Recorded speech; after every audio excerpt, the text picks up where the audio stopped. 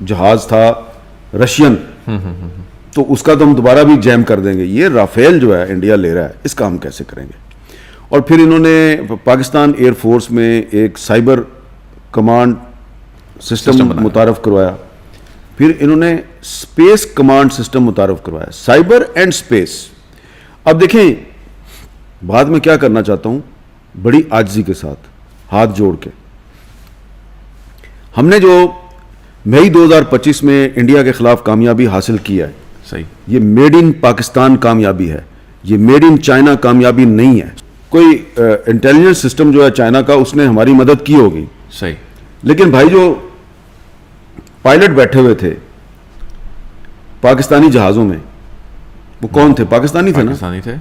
ان pilots کو جو cyber command system اور اسپیس کمانڈ سسٹم سے جو ان کو معلومات مل رہی تھی وہ کون دے رہا تھا؟ پاکستانی دے رہے تھے.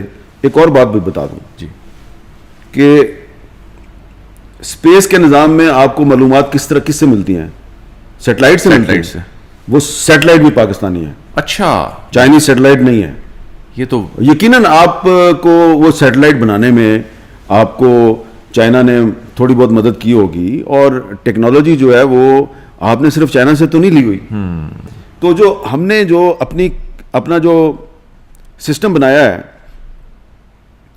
وہ صرف چائنا کی مدد سے ہم نے نہیں بنایا. لیکن مودی تو شاید ابھی تیار نظر آ رہا تھا اٹیک کرنے کے لیے. اس نے 6-7 کی درمیانی شب جس طرح اٹیک کیا, ان کی فورسز تیار نظر نہیں آ رہی تھیں. ہماری فورسز جو ہیں انہوں نے, آپ نے بھی اس پہ کئی مرتبہ بات کی, 2019 کے بعد ہماری فورسز نے کس طرح ریسرچ کی اور کس طرح وہ سائبر ونگز جو ہیں وہ بنے جو ہیں وہ ایئر فورس کے اندر بھی. تو یہ مس ایڈوینچر مودی کرنے کا متحمل ہو سکتا ہے جتنی پریپیئرڈنیس اس وقت پاکستان کی ہے؟ دیکھیں ابھی 2025 میں جب پہلگام اٹیک ہوا تو اس کے بعد جب انڈیا نے موک ڈرل شروع کی تو انڈیا میں ایک نہیں بہت سے ڈیفنس ایکسپرٹ یہ کہہ رہے تھے, ان کی ایئر فورس کے سابق افسران یہ کہہ رہے تھے کہ ہماری air force Pakistan air force کا مقابلہ کرنے کے قابل نہیں ہے, ڈسپائٹ دا فیکٹ کہ ان کے پاس رافیل جہاز بھی تھے. تو جو پروین ساری صاحب ہیں وہ کہہ رہے تھے کہ رافیل جہاز تو آپ کے پاس آ گئے ہیں, لیکن صرف مشین جو ہے اس کا آپ کے پاس ہونا امپورٹنٹ نہیں ہے. مشین کو آپریٹ کس نے کرنا ہے؟ آپریٹر تو پائلٹ ہوتا ہے. تو پائلٹ کا ایکسپیرینس ہونا بھی ضروری ہے, اور ابھی ان کا خیال تھا کہ انڈین ایئر فورس کے پائلٹس رافیل جہازوں پہ اتنے ایکسپیرینس نہیں ہوئے. دوسری بات وہ یہ کہتے تھے کہ ہمیں یہ سوچنا چاہیے کہ 2019 میں ہمارے جو ایک جہاز کے ریڈار سسٹم کو پاکستان ایئر فورس نے جیم کیسے کیا, اور پھر اس کو ٹارگٹ کیسے کیا, ڈسٹرائے کیسے کیا, اور پھر ابھینندن صاحب تھے جو وہ پاکستان میں گرفتار ہو گئے. پھر ٹھیک ہے, اس وقت کی جو ملٹری لیڈرشپ تھی اس نے فیصلہ کیا اس کو واپس کر دیا. تو وہ کہہ رہے تھے کہ جی اس پہ ہم نے ریسرچ کرنی ہے کہ ان کے پاس اکوپمنٹ کدھر سے آیا جس کے ذریعے وہ ہمارا ریڈار سسٹم اور ریڈیو سسٹم جیم کر سکتے ہیں. دوسری طرف ہم کیا کر رہے تھے؟ ہم یہ کر رہے تھے کہ بھائی ہم نے MiG 21 کا تو ریڈار سسٹم اور ریڈیو سسٹم جیم کیا ہے, ہم رافیل جہاز کا کیسے کریں گے, کیسے جیم کریں گے؟ تو اس کے لیے ہم ریسرچ کر رہے تھے. تو جب یہ ظہیر بابر سدھو صاحب جب ایئر چیف بنے تو آپ کو پتا ہے کہ کب بنے تھے؟ جی بالکل. کب بنے تھے؟ 2021. کون تھا اس وقت پرائم منسٹر؟ اس وقت پرائم منسٹر عمران خان تھے. انہوں نے ان کا خود انٹرویو کیا تھا. عمران خان نے ظہیر بابر سدھو کا خود انٹرویو کیا تھا, اور ان کے علاوہ 2 اور لوگوں کا بھی انٹرویو کیا تھا. اچھا. تینوں کے انٹرویو کرنے کے بعد انہوں نے ظہیر بابر سدھو کو کہا کہ آپ ایئر چیف ہوں گے.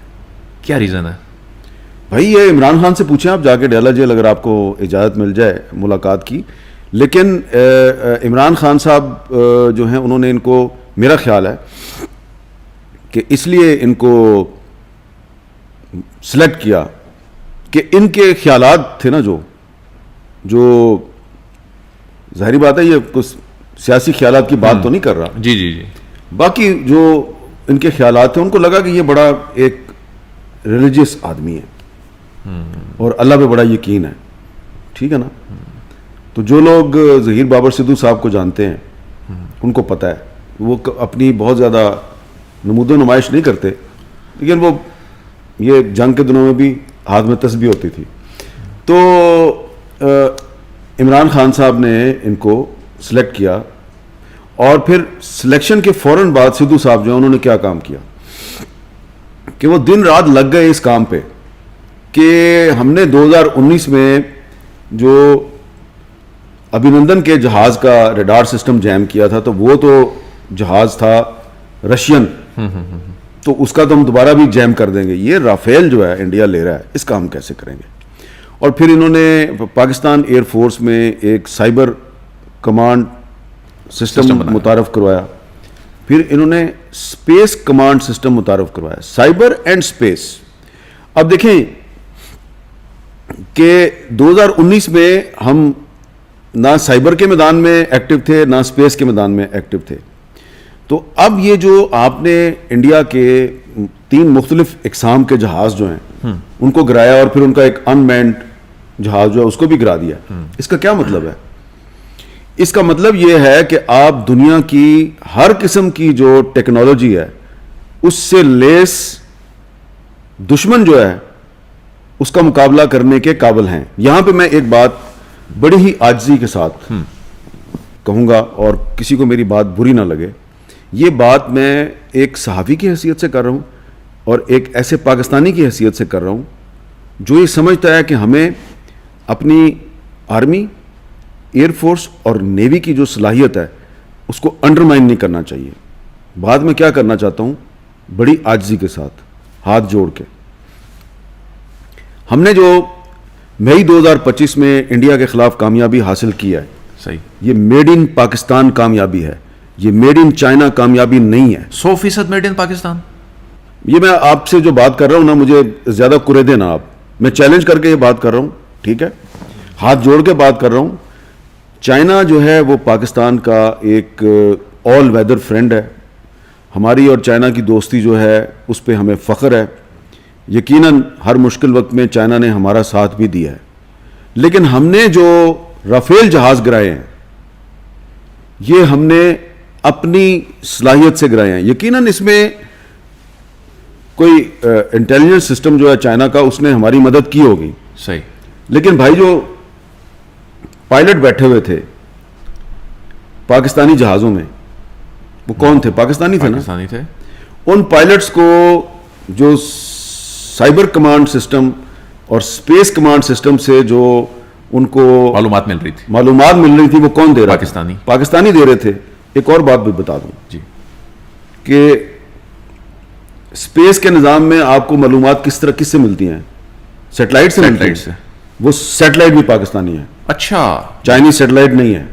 یہ تو یقیناً آپ کو وہ سیٹلائٹ بنانے میں آپ کو چائنا نے تھوڑی بہت مدد کی ہوگی, اور ٹیکنالوجی جو ہے وہ آپ نے صرف چائنا سے تو نہیں لی ہوئی.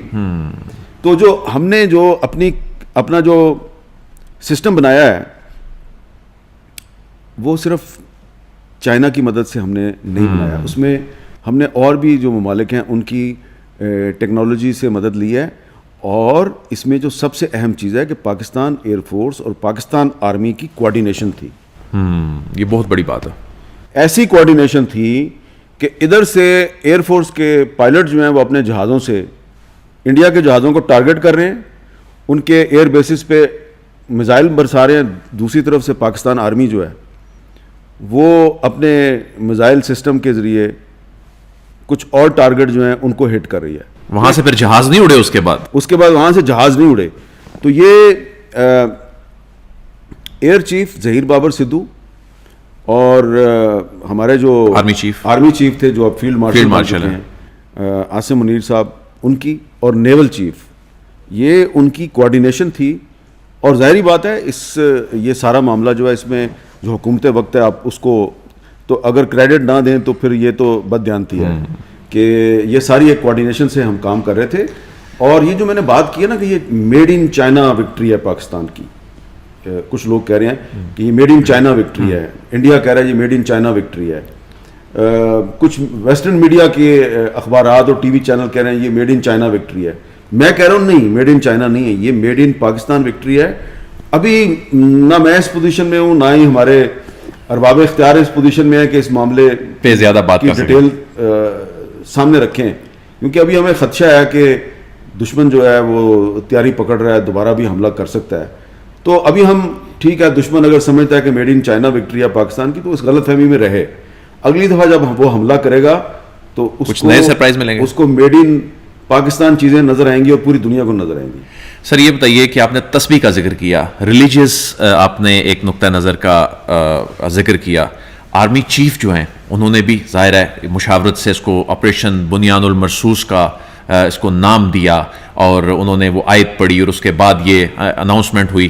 تو یہ ایک قیادت کا اسلامی نقطہ نظر سے اس حد تک ریلیجیس ہو کے اس سارے معاملے کو لیڈ کرنا, اس نے کتنا بڑا امپیکٹ کریٹ کیا ہے؟ اس کا بہت بڑا امپیکٹ ہے, اس لیے کہ میں یہ سمجھتا ہوں کہ عاصم منیر صاحب جو ہیں ان پر بہت سے لوگ بہت سی تنقید کرتے ہیں, تو میں اس بحث میں نہیں جاتا ہوں.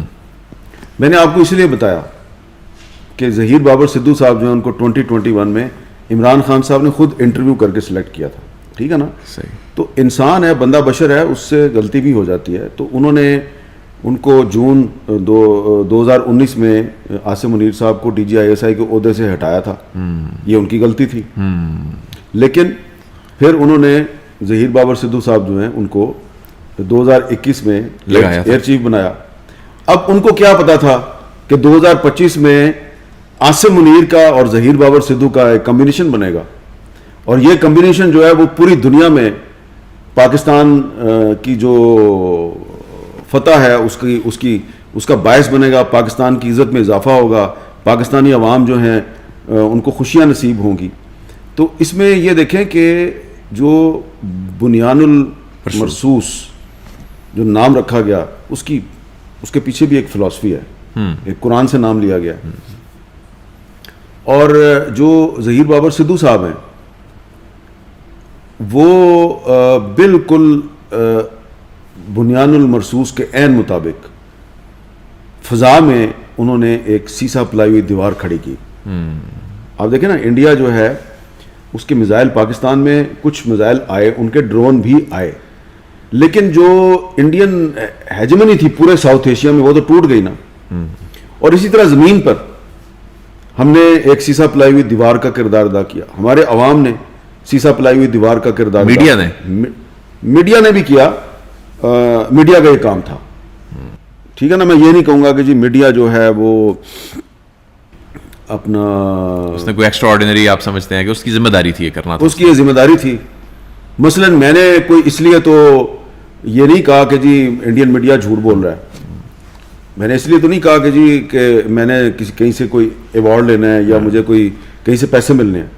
ایک ارنب گوسوامی جھوٹ بول رہا تھا کہ راولپنڈی تباہ ہو گیا. میں نے راولپنڈی کا چکر لگایا گاڑی میں, فلم بنائی, پوسٹ کر دی, ٹھیک ہے نا.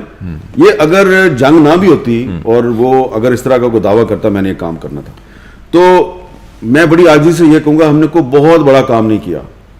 ہم نے صرف انڈین میڈیا کا جو جھوٹ ہے اس کا جواب دیا, بے نقاب کیا ہے. اور اس میں کچھ لوگ ایسے تھے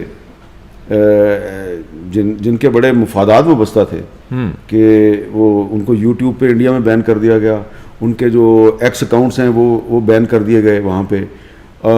کچھ ایسے بھی تھے جو انڈین اخبارات میں لکھتے تھے, ان کو ادھر سے پیسے بھی ملتے تھے, مجھے بھی ملتے تھے, ٹھیک ہے نا. تو لیکن مجھے آپ کو میں ایک دلچسپ بات بتاتا ہوں کہ جس اخبار کے لیے میں لکھتا تھا اور بڑے سالوں سے لکھ رہا ہوں, اور اس اخبار میں میرے پر کوئی پابندی نہیں تھی, میں جو لکھتا تھا وہ چھاپتے تھے, یہ ان کی مہربانی تھی. تو 9 مئی کی رات کو مجھے ایڈیٹر کا فون آیا اس اخبار کے. اچھا, آر یو اوکے؟ میں نے کہا خیریت ہے. انہوں نے کہا جی بریکنگ نیوز چل رہی ہے انڈیا میں تمام چینلز پہ, اسلام آباد taken over by the Indian army. تو ہم نے کہا ذرا آپ کا پتہ کر لیں. تو میں نے کہا نہیں, اسلام آباد میں تو ایسی کوئی بات نہیں. انہوں نے کہا جی شہباز شریف صاحب گرفتار نہیں ہو گئے. اچھا, یہ بھی غلط ہے. انہوں نے کہا عاصم منیر صاحب پاکستان سے فرار نہیں ہو گئے. میں نے کہا یہ بھی بات غلط ہے. اب انہوں نے اوپر نیچے اتنی زیادہ باتیں سنائی مجھے کہ ایک لمحے کے لیے میں جرنلسٹ ہوں نا, میں نے کہا ایک منٹ, واٹس ایپ کال تھی, کو ہولڈ کریں. میں نے لینڈ لائن نمبر سے نا اپنے چینل کے اسائنمنٹ ڈیسک پہ کال کی, صحیح, تو رات کا 1:30-2 بجے میں نے کہا یار ایسے کچھ ہے تو نہیں, تم ڈی چوک میں ہو, تمہارا تو پیچھے ذرا دیکھو پرائم منسٹر ہاؤس میں سب ایوری تھنگ از اوکے. میں نے کہا سب ٹھیک ہے. میں نے کہا کوئی پیچھے کوئی آوازیں, کوئی ان یوزول موومنٹ. وہ کہا سر آپ انڈین ٹی وی چینل تو نہیں دیکھ رہے؟ میں نے کہا کیوں پوچھ رہے ہو؟ اس نے کہا مجھے بہت سے لوگ کالیں کر کے یہی پوچھ رہے ہیں, سب جھوٹ ہے, سب جھوٹ ہے. تو اب یہ وہ اس میں ایک سبق ہے ہمارے لیے. میں کیوں کہہ رہا ہوں کہ ہم نے کوئی بڑا کام نہیں کیا, ہم تو وہ جھوٹ بول رہے تھے, ہم کہہ رہے تھے نہیں تم جھوٹ بول رہے ہو, اور ہم جو رپورٹ کر رہے تھے ہم بہت سوچ سمجھ کر رپورٹ کر رہے تھے, ہم جھوٹ کو رپورٹ ہی نہیں کر رہے تھے. ٹھیک ہے نا. سبق کیا ہے اس میں؟ سبق یہ ہے کہ انڈین میڈیا اپنی حکومت اور اپنی اسٹیبلشمنٹ کے ہاتھ میں ٹول بن گیا. واشنگٹن پوسٹ کی جو سٹوری آئی ہے وہ آپ پڑھیں جی. واشنگٹن پوسٹ کی سٹوری یہ کہہ رہی ہے کہ انڈیا کی ایئر فورس اور نیوی اور ministry of defence Indian media کو جھوٹ فیڈ کر رہے تھے, اور وہی بریکنگ نیوز بن رہی تھی جو جھوٹ ادھر سے آ رہا تھا. تو انڈین میڈیا جو ہے وہ پوری دنیا میں مودی اور اپنے ملک کی بدنامی کا باعث بنا, کیونکہ ان کی اسٹیٹ جو ہے وہ ان کے ساتھ جھوٹ بول رہی تھی.